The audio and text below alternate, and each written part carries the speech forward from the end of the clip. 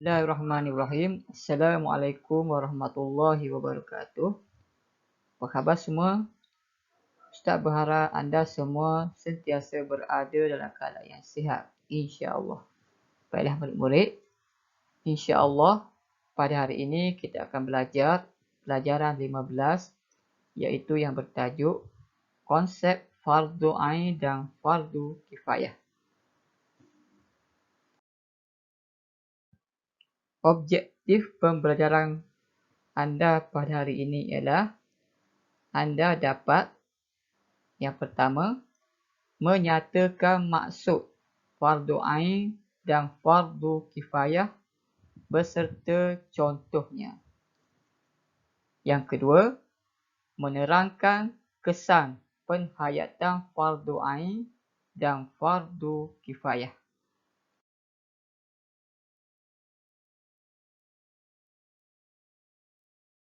Baiklah murid-murid, objektif pembelajaran yang pertama pada hari ini ialah maksud fardu ain dan contoh. Fardu ain ialah tuntutan yang telah ditetapkan oleh Allah SWT ke atas setiap orang Islam yang mukallaf. Yang kedua, berdosa jika tidak dilaksanakan. Maksudnya, tuntutan ini hendaklah dilakukan oleh setiap orang Islam yang mukallaf. Baiklah murid, apakah yang dimaksudkan dengan mukallaf? Mukallaf ialah seorang yang telah dipertanggungjawabkan dengan kewajipan dan perintah untuk menjalankan hukum tuntutan agama Islam serta menjauhi larangannya ke atas orang tersebut apabila ia mencapai usia dewasa, iaitu akil baligh serta telah sampai kepada seruan agama, iaitu syariat Islam bagi seseorang. Orang yang tidak waras ataupun gila tidak tergolong dalam kumpulan orang mukallaf. Seorang kanak-kanak yang belum baligh juga bukan seorang mukallaf sehinggalah dia mencapai umur akil baligh. Baik, itulah murid-murid yang dimaksudkan dengan mukallaf. Baik, yang kedua, contoh. Contoh fardu ain ialah seperti solat fardu. Yang kedua, puasa pada bulan Ramadan. Dan yang ketiga, menunaikan haji bagi orang yang berkemampuan.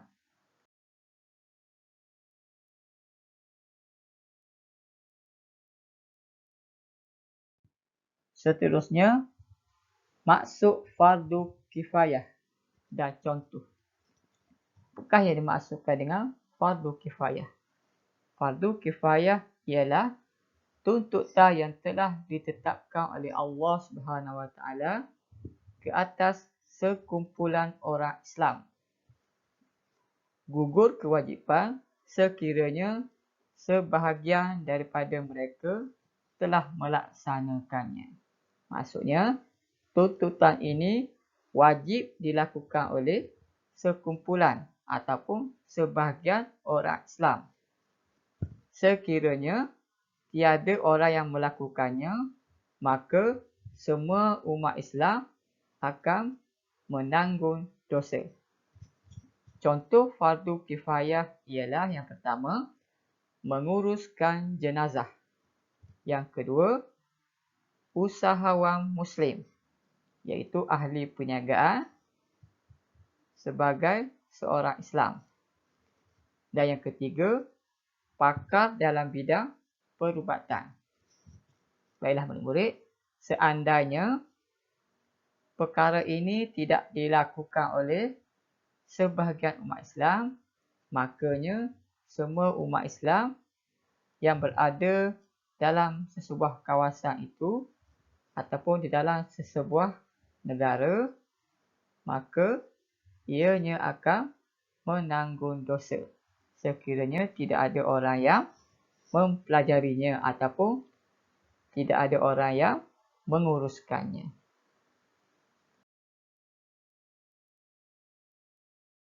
Baiklah murid-murid, seterusnya objektif yang kedua iaitu kesan penghayatan fardu ain dan fardu kifayah.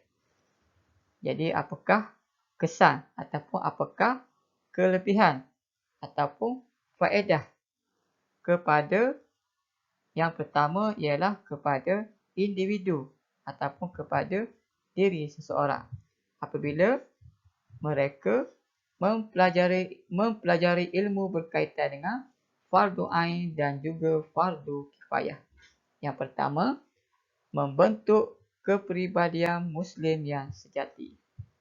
Yang kedua, membudayakan amalan mulia, iaitu memiliki sifat-sifat mahmudah, iaitu sifat-sifat yang baik. Yang ketiga, membentuk keseimbangan dari aspek rohani, jasmani, emosi dan intelektual. Dan yang keempat, menjadi individu kreatif dan inovatif, iaitu bukan sahaja memiliki ilmu-ilmu berkaitan dengan keagamaan.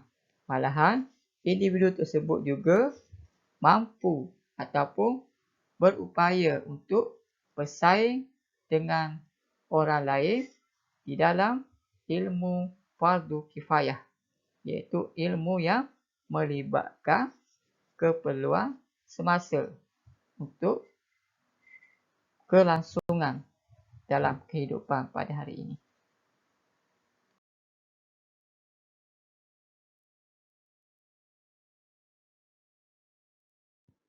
Seterusnya, kesan dan penghayatan fardu ain dan fardu kifayah terhadap masyarakat.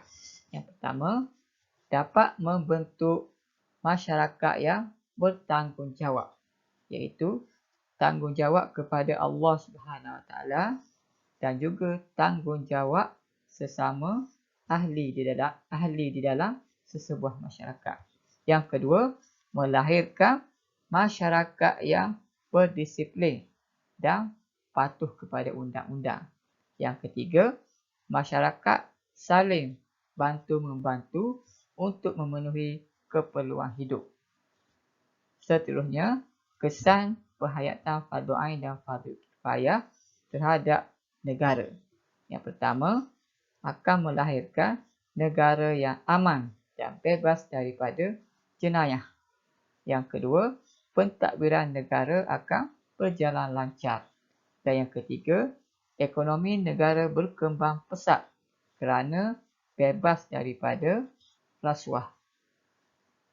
Sudah pastilah murid-murid, apabila seseorang itu mempelajari dan menghayati ilmu berkaitan dengan fardu kifayah, maka sudah pastilah mereka tidak akan melakukan perbuatan rasuah. Kerana rasuah sisi agama Islam adalah perbuatan yang haram dan berdosa besar. Baiklah murid-murid, begitulah tajuk pembelajaran kita pada hari ini, iaitu berkaitan dengan konsep fardu ain dan fardu kifayah. Jadinya murid-murid, apakah berkaitan ataupun apakah hubung kait di antara fardu ain dan fardu kifayah? Baiklah murid, sebagai contohnya, setiap orang Islam wajib menunaikan solat. Antara syarat sah solat ialah menutup aurat. Jadinya murid-murid, apabila seseorang itu diwajibkan menutup aurat, maka sudah pastilah dari aspek pakaian. Sebagai contohnya, seseorang itu hendaklah memakai pakaian yang menutup aurat. Jadinya, sebagai orang Islam, menjadi fardu kifayah sebahagian daripada orang Islam untuk menyediakan pakaian yang boleh menutup aurat. Jadi begitulah murid-murid berkaitan di antara fardu ain dan fardu kifayah. Baiklah murid-murid, begitulah tajuk pembelajaran kita pada hari ini. InsyaAllah kita akan sambung untuk tajuk-tajuk yang lain pada masa akan datang. Sekian. Assalamualaikum warahmatullahi wabarakatuh. Wallahu a'lam.